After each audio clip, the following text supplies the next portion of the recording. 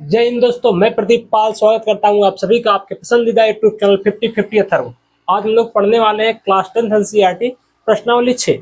प्रश्नावली 6 का जो हमारा प्रमेय नंबर 2 है 6.2 क्या थेल्स प्रमेय विलोम। आप इसको यूट्यूब पे ढूंढ डालो, अगर वीडियो मिल भी जाएगा तो इतना बकवास आपको लगेगा क्या चल रहा है। शुरुआत की लाइन समझ में आता है, लास्ट का निष्कर्ष नहीं समझ में आता बच्चों को। मेरी गारंटी, वीडियो को पूरा देखिएगा, लास्ट में आप खुद कमेंट करके जाएंगे यहाँ चीज क्या है, कैसे हो रहा है, रीजन क्या है। हमें रीजन पता रहना चाहिए ना। मैथ पढ़ने का सबसे बड़ा बेनिफिट यही होता है कि हम सोच पाते हैं रीजन है क्या, तो रीजन पे काम करना है। तो सबसे पहले मैं प्रमेय पढ़ता हूँ।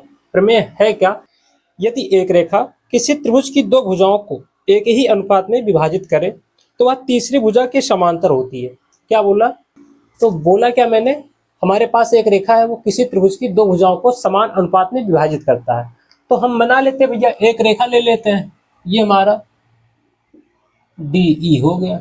ये रेखा क्या है, इस दोनों को समान अनुपात में विभाजित करता है। तो बोल क्या रहा, तीसरी रेखा के समांतर होता है। तो हमें क्या क्या करना है, पहले दिया क्या है। सबसे पहले तो ये पता रहना चाहिए कि दिया क्या है। दिया है A D upon D B equal to A E upon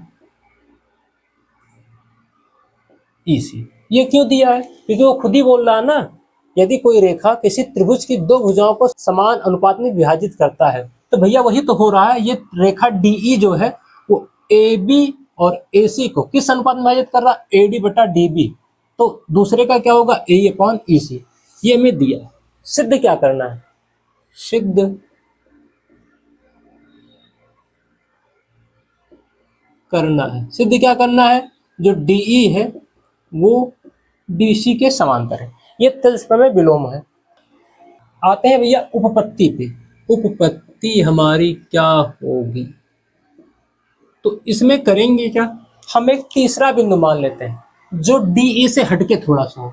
तो यहाँ पे मैं दूसरा बिंदु मान ले रहा हूँ, ये बिंदु हमारा ई डैश हो जा रहा है, और इसको जब डी से मिलाएंगे तो ये मिल गया, डी से ई को मिला दिया।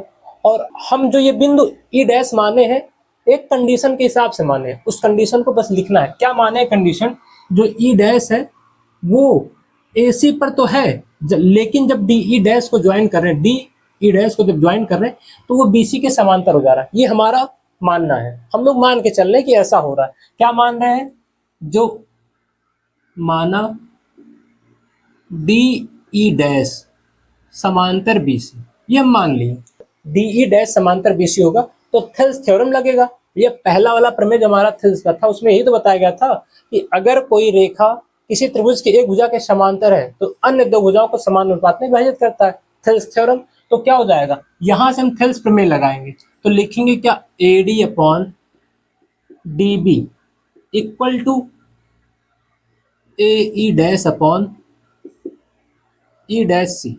इन दोनों में A D upon D B, इसके एक भुजा का अनुपात, अगर ए डी ई समांतर होगा तो A E dash upon E dash C आएगा। तो हाँ लिखा गया कैसे, थेल्स प्रमेय से। ये समीकरण 1 मान लेते हैं इसको, और इसको समीकरण 2 मान लेते हैं। अब हम कुछ ऑब्जर्वेशन करने वाले हैं, कुछ निर्णय लेके आ रहे हैं। क्या भैया, A D upon D B, इधर देखो A D upon D B, तो समीकरण 1 और 2 को अगर देखें तो उसका बायां पक्ष बराबर चल रहा है, बायां पक्ष बराबर चल रहा है। A D upon D B, A B upon D B, दोनों का अगर बायां पक्ष बराबर चल रहा तो लिखेंगे भैया समीकरण 1 व 2 से क्या हो रहा है, अगर किन्हीं दो समीकरण का कोई भी एक पक्ष बराबर होता है तो दूसरा पक्ष अपने आप बराबर हो जाता है। तो होगा क्या, जो इसका दायां पक्ष है वो ए ई अपॉन ई सी किसके इक्वल आएगा, इसके बाएं पक्ष, बस ये आएगा। अब यहीं पे आके टीचर आपको गुमराह कर देते हैं। गुमराह मतलब ऐसा कंडीशन बता देते हैं कि बच्चों को पल्ले नहीं पड़ता।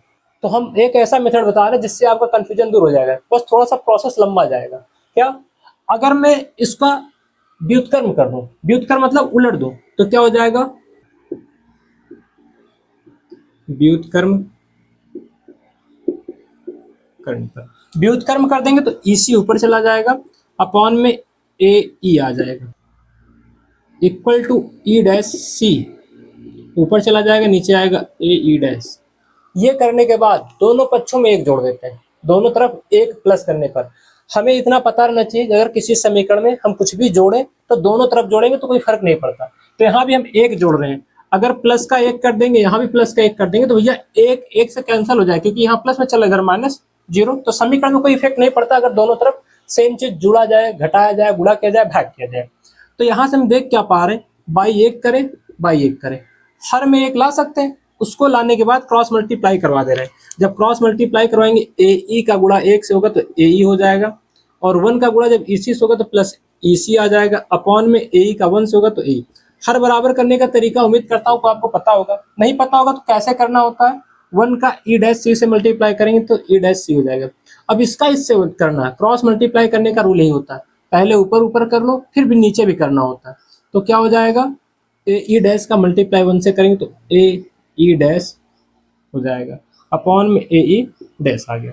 अब इधर आके देखें तो AE EC दोनों को ऐड कर रहे हैं, AE EC जब दोनों को जोड़ रहे हैं तो बना क्या, AE EC जब जोड़ रहे हैं तो बनेगा क्या भैया, AC अपॉन में AE। फिर इधर आते हैं भैया E' यहाँ तक का है, प्लस में A', तो ये यहाँ से फिर ये यहाँ से दोनों मिला देंगे तो ये भी तो बन जा रहा है AC अपॉन A', फिर AC से AC कैंसिल कर देंगे तो बचा क्या, 1 अपॉन A'। अब ये बचा, क्रॉस मल्टीप्लाई करवा सकते हो या फिर व्युत्क्रम कर दो, जो भी आपको लगे, दोनों यहाँ हो जाएगा। व्युत्क्रम करेंगे तो ऊपर चला जाएगा हर वाला, क्रॉस मल्टीप्लाई कराएंगे तो इधर आ जाएगा, क्रॉस मल्टीप्लाई करवा देते इधर करेंगे तो AE' इक्वल टू AE आ गया।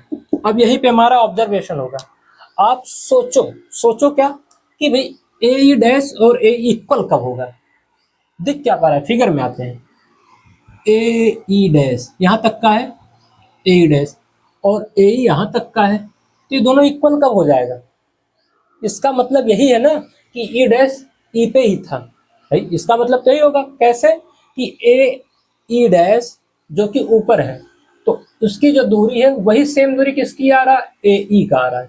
तो ये दोनों दूरी सेम कब होगा, जब ये बिंदु E' पर होगा, तभी दोनों बराबर होंगे। यही दोनों कंडीशन हमें लगाना है। तो क्या लिखेंगे, निम्न कथन से स्पष्ट है, स्पष्ट क्या है,